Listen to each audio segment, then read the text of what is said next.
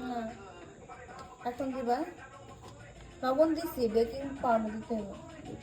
এখন একটু চাল্লা চাল্লা দাও, এদিকে দেখি বেকিং সোডা কত দিতে বলছে।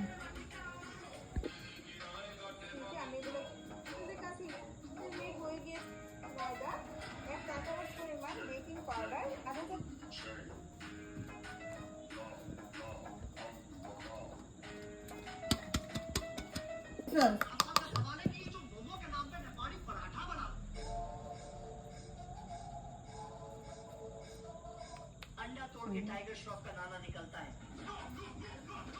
और अपने बाप को